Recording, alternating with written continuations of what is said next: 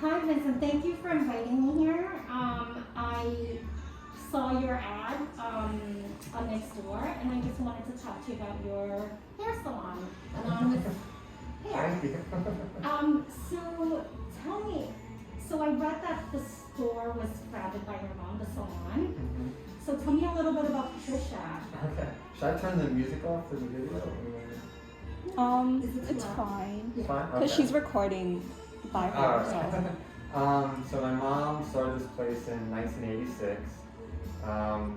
And it's just kind of been like a neighborhood, hangout spot, like the Cheers of Soho, Yeah. if you will. And people just come here and hang out and get their hair cut, and they would throw parties. Wow. And then my mom also had a barber shop around the corner. Okay. So then, the guys would go there, the women would come here, and then, they'd hang out in the street, and there would be chairs in the front. And it's just, been like a little, part of Soho since then. And then she passed away a couple years ago in 2019, and since then I've just tried to keep it going, and so far so good. Right. Well, congratulations on your 35th anniversary. Thank you. So tell me about, how it was before the pandemic and like now with the pandemic, like how's your business model changed, or how has the neighborhood changed? So even before I kind of took things over, when my mom was still around, they were strictly cash only here. Okay. And then when she got sick and I started stepping in, I was like, well, we gotta get credit card machine. It's like 2018, 2019, like let's get with the times. Sure. Pre-pandemic, everything was, was going really well. She had passed, I took it over, and then I brought in some new people. We kept all the old staff. Mm-hmm. Things were just kind of, going great. And people coming here and getting a haircut, hanging out. We would have dinners every once in a while with the staff and some people from the neighborhood. Very, tight community here. Right. Everyone knows our neighbors. We all know each other.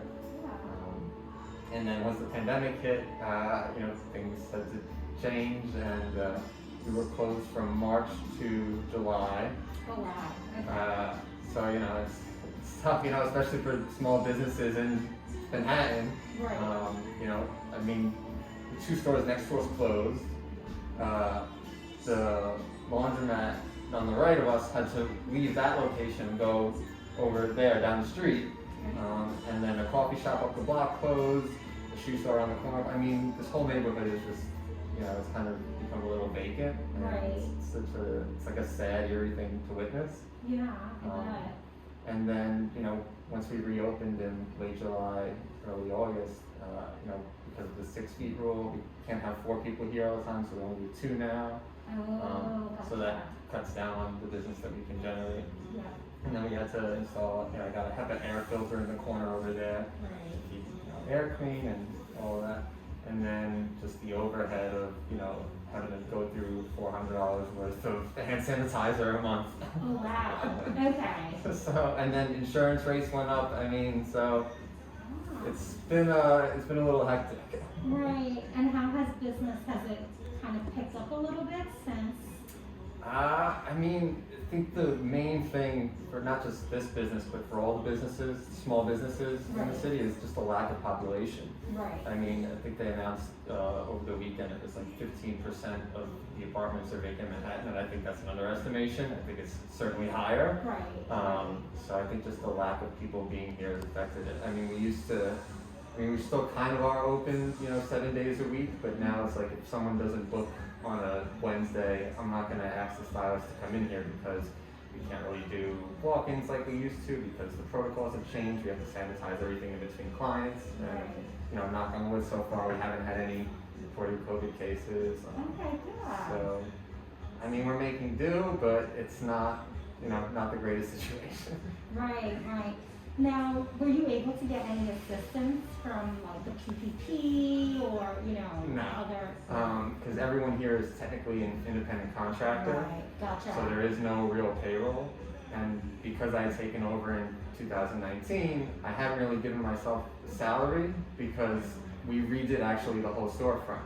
So when I took over after my mother passed, I was like, all right, well, you know, we needed new floors, we redid the ceiling, we redid the walls, we had to get some new chairs.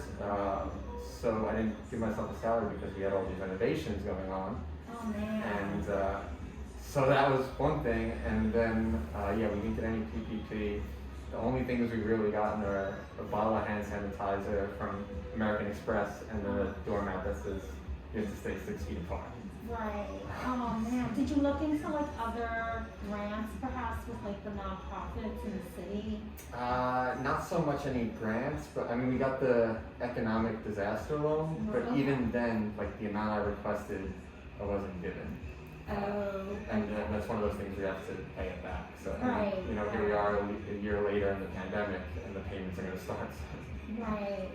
So, you know, tell me how you think elected officials or people running for office or just, you know, community-based organizations, how can they help small businesses like you, who's been around for 35 years, who clearly are the fabric of the community, because you said, you know, people come, hang out, you know, pre-pandemic. What can we do to help you? I mean, it's tough to say on, I guess, more of a local level. Mm-hmm. I definitely think, you know, if we go to a statewide and federal level, there was a lot more that could have been done, a lot of things that could have been handled differently. But I mean, really, I think it boils down to, you know, some sort of, and again, this is more on the state than local. It would be like a rent relief for the small businesses, but then with that, you also have to give some sort of property tax relief for the landlords. Yes.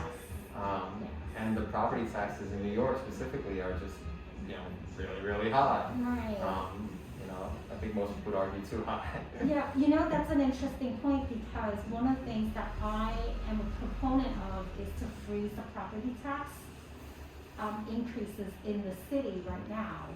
Because like you said, you know, the tenants need a break, but the landlord needs a break, right? Yeah. Like it can't just be one way. Mhm. And I think, you know, correct me if I'm wrong, but a lot of these buildings are individually owned. They're not owned by like the development, Yeah. where they could eat the cost. Mhm.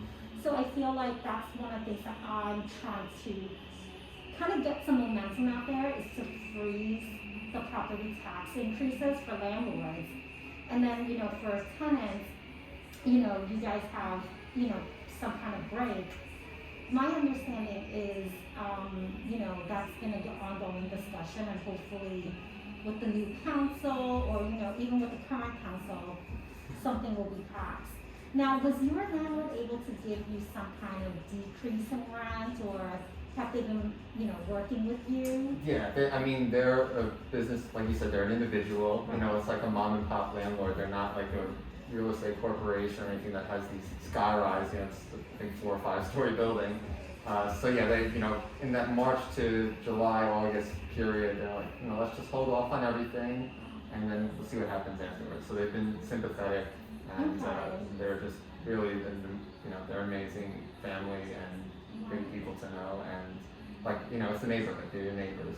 Yeah. So. And I think that's really one of the things that I found talking to small business owners is that it takes the community to pull each other up, along with help from the government, of course.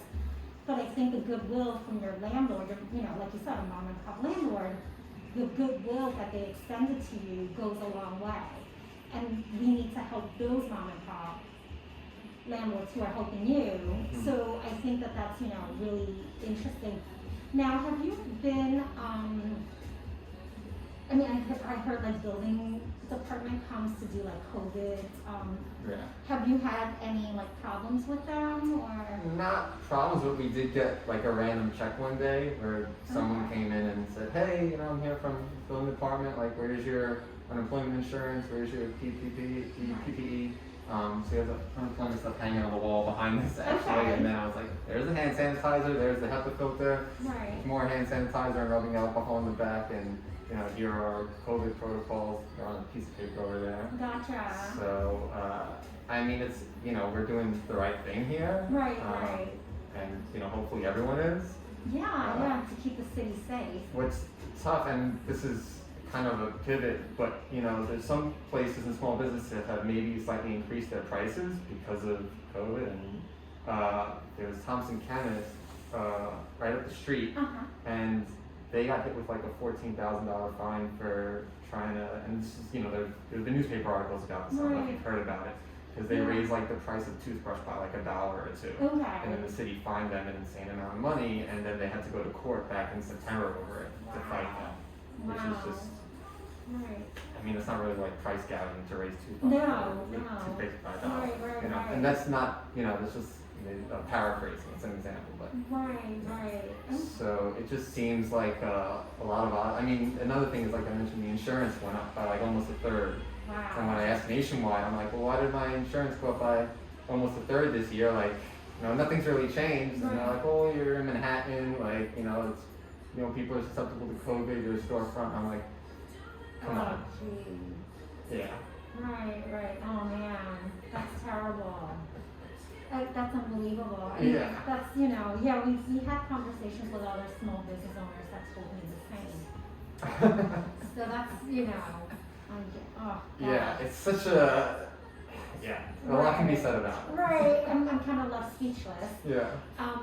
Has the city, you know, like, inspector come, I don't know, like sidewalk cleaning, have they ever, like, before pandemic, would they come and like say, oh, you know, Vincent, like, do you need to clean your streets, or you've always kept your sidewalk clean, and that was never No, I've never, the only other time we've had someone come is when I switched over everything from my mother's name to my name, and they had to just come and re-inspect the business and like unemployment insurance, the licenses and all that. But other than that, we've never really had anyone, you know. Okay. And that's a good thing. Yeah. So tell me, like, in terms of your stylists, how many are here regularly, let's say, on a daily basis? So right now we only have 2 here because of, again, you're in 6 feet. So Irina is going to be the barber here later today, and then Tyler will be the stylist. She'll be there. So we keep everything kind of separate.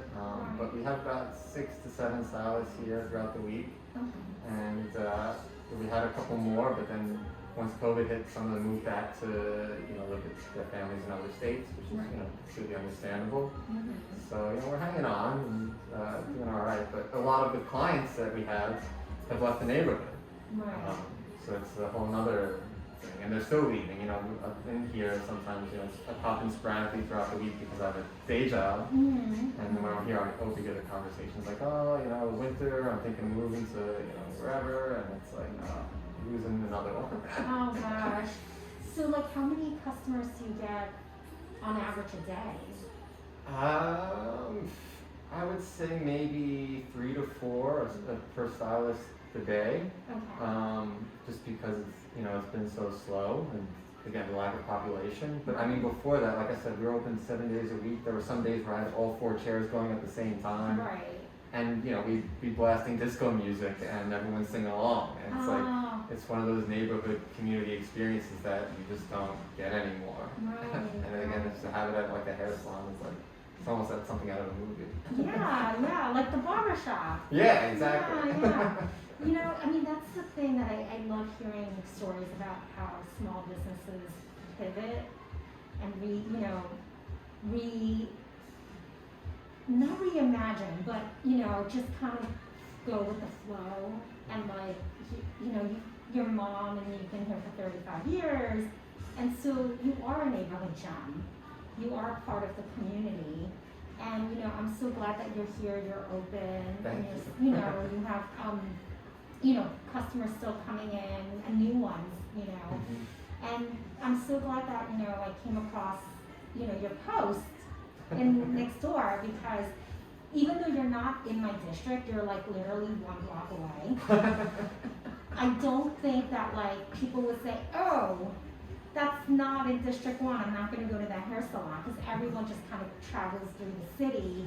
And you know, one of the things that I'm interested in is to help small businesses. So regardless if you're in my district or not, like, your story needs to be heard, and I want to hear it, and I want to, you know, talk to you about it. So thank you so much for spending time with me today, Vincent. Thank you. And, you know, just to end on like a positive note, you know, it's not all been completely doom and gloom like we have. Like you said, we have had new customers come in, and we recently partnered with children with hair loss. So you can see, like, we started donating hair. Okay. Oh, You know. that's lovely. So they send us people who need to get their hair cut, and then we help them with the donation process. So it's one of the new things that we've been doing, and it's, you know, it's good to see stuff like that. Yeah, right. You know what? There's always the other side of the coin, right? Yeah. Yeah. Well, thank you so much, Vincent, for speaking with me today. Thank you, Susan. Appreciate it. All right. Thank you.